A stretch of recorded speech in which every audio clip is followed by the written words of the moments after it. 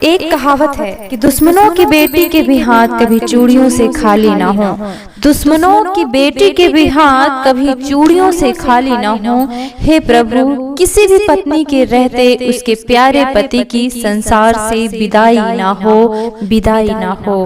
राधा वल्लभ श्री हरिवंश। चूड़ियों से संबंधित सबसे ज़्यादा पूछा जाने वाला प्रश्न ये होता है कि हम पुरानी चूड़ियों का क्या करें, बहुत ज़्यादा हो जाती हैं तो क्या हम किसी को दे सकते हैं नहीं, जैसे कि बाई या काम करने वाली को या फिर अपने किसी रिश्तेदार को।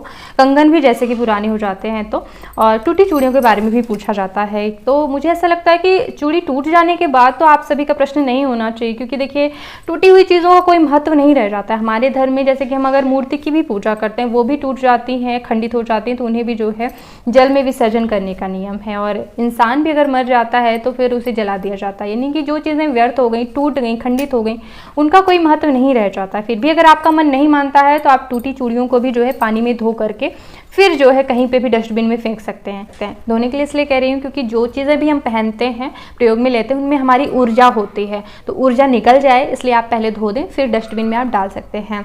बाकी लेकिन कई लोगों की मान्यता ये भी है कि चूड़ियाँ टूट जाने के बाद पहले उनको चूम करके फिर फेंकना चाहिए, लेकिन मैं ऐसा बिल्कुल भी नहीं मानती हूँ। मेरा हिसाब किताब थोड़ा सा अलग है। आप चाहें, अगर आपके घर में बड़े बुजुर्ग ऐसा कहते हैं, लोक रीति कुल रीति है, तो आप मान सकते हैं कि चूम लो फिर फेंको, लेकिन मैं ऐसा नहीं मानती हूँ कि टूटी चूड़ियाँ आप चूमो। क्यों? क्योंकि कोई भी चीज़ हम चूमते क्यों हैं? क्योंकि उससे हमको बहुत ज़्यादा प्रेम होता है, लगाव, या फिर हम चाहते हैं कि वो चीज़ हमारे जीवन में हमेशा बनी रहे, है ना। इसलिए तो हम टूटी चूड़ियों को क्यों चूमें? खंडित चूड़ियाँ हमारे जीवन में बनी रहे, हम ऐसा कभी नहीं चाहेंगे। या फिर टूट जाने के बाद उसका कोई महत्व, हमें अगर चूमना ही है, अगर कोई चूड़ी टूट ही जाती है तो आप उसको फेंक दें, लेकिन अपनी अच्छी चूड़ियों को आप चूम लें कि ये चूड़ियाँ हमारे जीवन में हमेशा बनी रहें, इनसे मुझे बहुत प्यार है। टूटी चूड़ियों से प्यार नहीं है ना। तो ये खंडित चूड़ियों को टूटना मुझे एक अंधविश्वास सा लगता है, ये नहीं माना जाना चाहिए मेरे हिसाब से। बाकी आप लोग देख लीजिएगा कि आपको क्या सही लगता है। और अब बात कर लेते हैं कि पुरानी चूड़ियों का या कंगनों का हम क्या कर सकते हैं जिनका बहुत ज़्यादा ढेर लग जाता है घर में। तो देखिए, अगर आपके कंगन लोहे के हैं, देखिए जैसे कि ये कंगन जो मैंने रखे हैं ये लोहे के हैं, ये प्लास्टिक का है, ठीक है, इसमें भी जो है अंदर प्लास्टिक लगा हुआ है, लेकिन ये वाला जो है कांच का है। तो जो कंगन प्लास्टिक के हैं, लोहे के हैं, आप उनको निसंकोच किसी को दे सकते हैं, लेकिन बस पहले जैसे मैंने बताया कि पानी से धो करके ही, 2-3 बार धो करके ही फिर आपको देना है, ताकि आपकी ऊर्जा जो है उनसे पूरी तरह से निकल जाए, ठीक है। क्योंकि ये कोई सुहाग का प्रतीक नहीं है। लोहा जो है हाथ में पहनने का कोई नियम नहीं है ना। तो नियम है कांच पहनने का, लाख पहनने का। तो अगर आपके हाथों में या फिर कोई भी पुराने मतलब कांच की चूड़ियां हो, कांच के कंगन हो, तो आप उन्हें जो है किसी को दान ना करें, चाहे कोई बाई हो या फिर कोई आपके रिश्तेदार, किसी को भी नहीं देना चाहिए। क्योंकि सुहाग की चीज़ें जो है दान करना ऐसा होता है जैसे कि पातिव्रत पुण्य दान करना, है ना। क्योंकि सोमवती अमावस्या में कथा आती है, जो है सोमा ने अपना पातिव्रत धर्म का पुण्य ही दान किया था, अपना पुण्य दान के सुहाग दिया था। एक कथा में सुहाग दिया था, एक कथा में जो है सोमवती व्रत का पुण्य दिया था, है ना। तो सुहाग देने से उसका पति मर गया था और जिसको उसने सुहाग दिया था उसका पति जीवित हो गया था। और वो कथा तो है ही, साथ ही साथ कई कथाएं ऐसी मिलती हैं कि जिसमें पातिव्रत धर्म का पुण्य देने से किसी और का पति जीवित हो गया।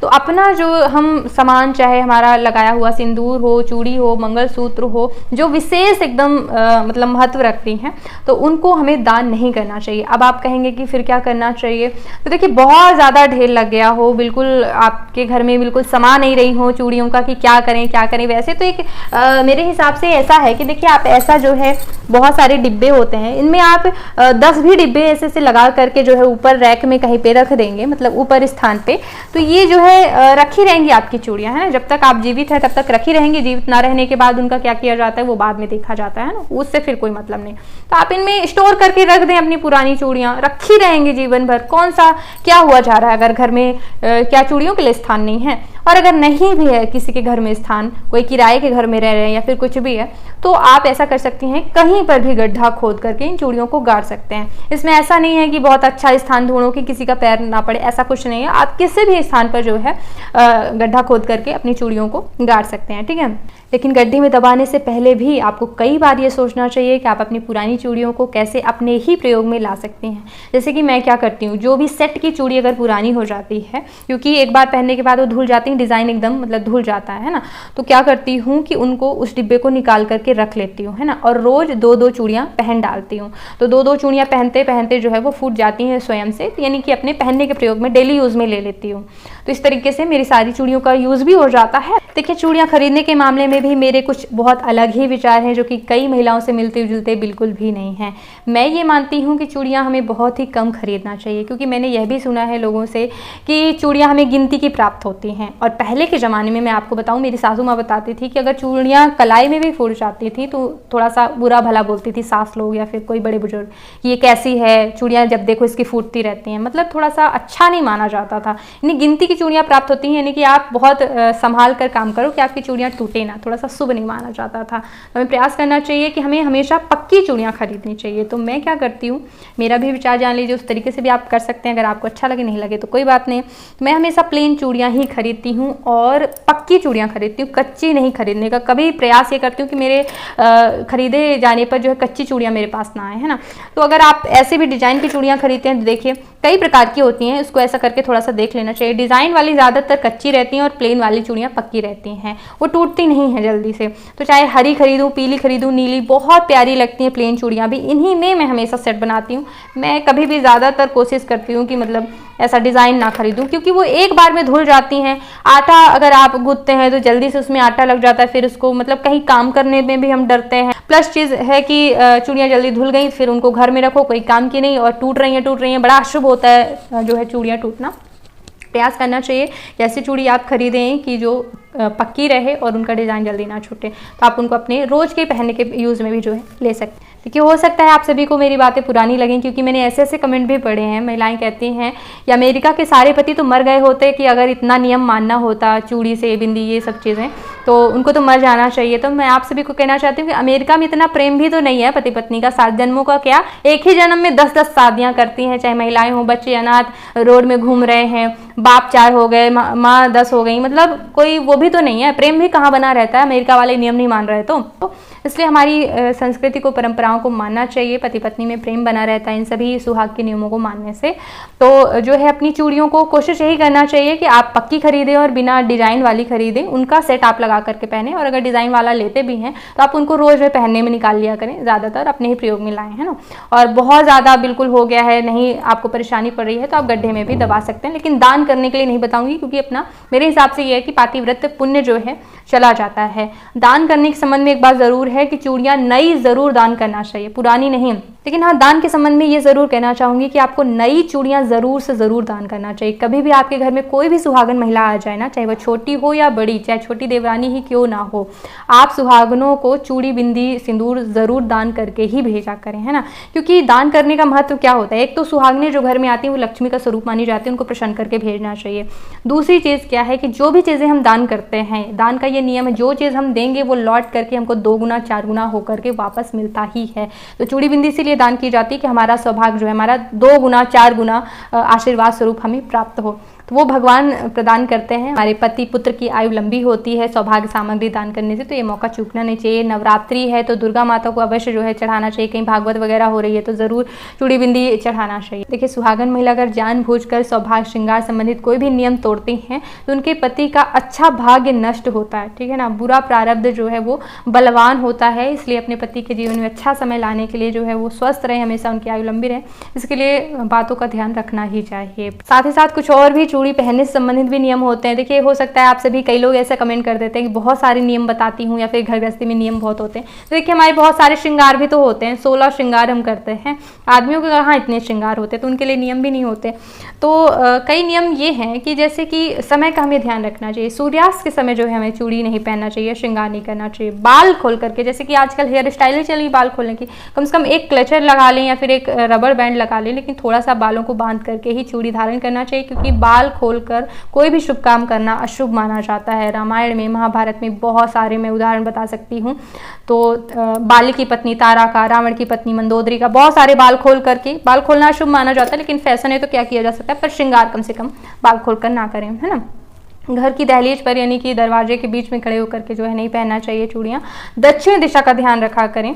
दक्षिण दिशा यमराज की दिशा मानी जाती है और दक्षिण दिशा में मुख करके तब श्रृंगार करवाया जाता है जब एक महिला के जीवन में बहुत भयंकर अशुभ समय आता है, तब उसकी चूड़ियाँ उसको पहना करके दक्षिण दिशा की ओर फिर फोड़ दी जाती हैं।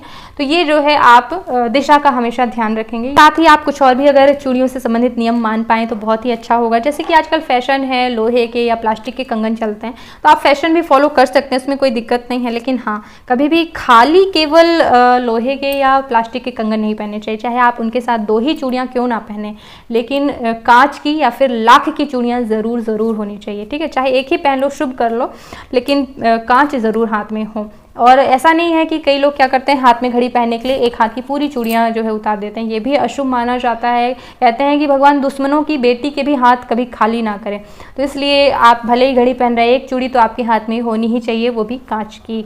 साथ ही तो चूड़ियों से संबंधित और भी अगर इंटरेस्टिंग चीज़ें आप जानना चाहें तो सूतक में, यानी अगर किसी नए बच्चे ने जन्म लिया है तो उसकी माँ जब तक नई चूड़ियाँ नहीं पहनती तब तक शुद्ध नहीं मानी जाती है, तो वो नई चूड़ियाँ पहन करके ही, और मायके से भी चूड़ियाँ आती हैं तब पहनकर पूजा करती है ना। और इसी प्रकार से पातक में भी कई लोगों के यहाँ मान्यता है, कोई मर जाता है तो फिर सारी जो सुहागन महिला वो चूड़ियाँ बदल करके दूसरी पहनती हैं। लेकिन कई लोग ये कहते हैं कि टॉयलेट साफ करो तब हर बार जो है पुरानी चूड़ियाँ फेंक देनी चाहिए, नई चूड़ियाँ पहननी चाहिए। तो ऐसा मैंने कोई नियम नहीं सुना है कि आप घर गृहस्थी काम करो और नई चूड़ियाँ पहनो। हाँ, कि आपके यहाँ जैसा होता हो आप वैसा कर सकते हैं। यह भी प्रश्न होता है कि हमें कितनी चूड़ियाँ पहननी चाहिए। तो देखिए, जितनी भी आप चूड़ियाँ पहने, सीधे हाथ में थोड़ा सा ज़्यादा चूड़ियाँ पहनी जाती हैं दाएं हाथ में, क्योंकि दाएं हाथ से हम सारे घर के काम ज़्यादा करते हैं, तो चूड़ियाँ फूटने की संभावना दाएं हाथ की ज़्यादा रहती है। तो दोनों हाथों में फिर बराबर चूड़ियाँ हो जाएंगी, इसलिए थोड़ा सा सीधे हाथ में ज़्यादा चूड़ियाँ पहनी जाती हैं। और इसके पीछे कोई मायके ससुराल वाला मैंने कोई नियम नहीं जाना या सुना है। और अब सबसे महत्वपूर्ण बात, जैसे कि महिलाओं के मन में सबसे ज़्यादा डर और शंका बनी रहती है पति और पुत्र की आयु के लिए, कि मतलब वो हमेशा स्वस्थ रहें, कोई बीमारी ना आए, मतलब लंबी आयु हो। तो वो सोचती हैं कहीं मेरे से कोई गलती तो नहीं हो गई, चूड़ी मैंने ऐसे तो नहीं पहन ली, मुझसे गलती हो गई, अब क्या करूँ, क्या करना चाहिए। तो मैं आप सभी को ये उपाय भी आप समझ सकते हैं, या महत्वपूर्ण जो भी आप समझना चाहें, कभी भी नया डिब्बा चूड़ी का ला करके आप पहले खुद ना पहना करें। हमेशा जो चूड़ियाँ आप लाते हैं, इसलिए हमारे धर्म में नियम है, कोई भी व्रत आप कर रहे हो, हड़ताल का तीज है, करवा चौथ है, माता को चढ़ाने का नियम है चूड़ियाँ, बिंदी, सिंदूर, ताकि हम उनका प्रसाद पहने। जब भी हम प्रसाद जो है पहनते हैं या खाते हैं, देखिए भगवान का प्रसाद खाया जाए तो कहते हैं अकाल मृत्यु का संकट दूर होता है, रोग व्याधियाँ दूर होती हैं। तो अगर हम श्रृंगार का भी प्रसाद ही लेंगे ना, हमारे सौभाग्य में वृद्धि होगी, है ना, पति की आयु लंबी होगी।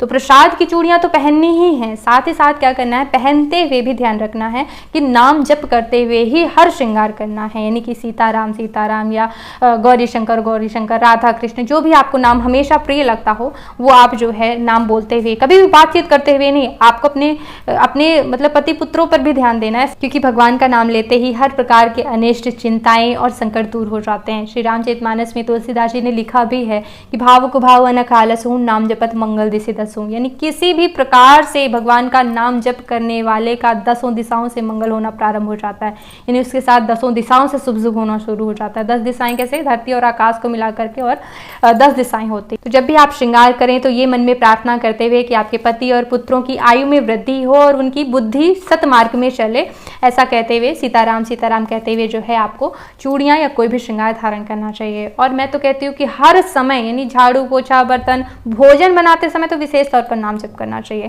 क्योंकि नाम जप में कोई नियम नहीं है, आप बिस्तर से उठ के सीधे नाम जप शुरू कर सकते हैं, बिना नहाए भी किया जा सकता है। और नमः या फिर प्रणव जिसमें लगा हो उसमें नियम होते हैं, लेकिन केवल सीताराम राधा कृष्ण केवल नाम उच्चारण करने में कोई नियम नहीं है। हर समय लीजिए और अपने पति परिवार के सभी संकटों को दूर करने की अगर भावना है, कलयुग में तो नाम जप वरदान है। अगर आपके मन में कोई मनोकामना या चिंता चल रही है तो सोचने से तो वो मनोकामना पूरी नहीं होगी, लेकिन अगर आप जो है नाम जप करते हैं और संकल्प करके मनोकामनाएं किसी और व्यक्ति को भी देना चाहते हैं तो उसकी भी जो है समस्याएं सुधर सकती हैं। बस कितना आपका नाम जप है ये उस पर निर्भर करता है, बजट के हिसाब से चीजें होती हैं ना, जितना नाम जप होगा उतनी समस्याएं दूर होंगी, मनोकामनाएं सिद्ध होंगी। जिस भाव से भगवान को भजा जाए उस भाव से भगवान हमें प्राप्त होते हैं। देखिए काम करते करते आप काउंटर से भी नाम जप कर सकते हैं, इस प्रकार से उंगली में अंगूठी के जैसे लगा लिया, इसमें बटन होती है तो दबाते दबाते जो है सीताराम सीताराम बोल करके आप नाम जप कर सकते हैं, जीवन को सुखी बना सकते हैं। तो पूजा पाठ धर्म से संबंधित कोई भी वीडियो देखने के लिए आप बेल आइकन पर प्रेस जरूर कर लीजिएगा, ताकि जब भी मैं वीडियो डालूं आपके पास सबसे पहले नोटिफिकेशन पहुंचे। और मेरी भी खुशी के लिए राधे राधे कमेंट में जरूर लिखिएगा। राधे राधे।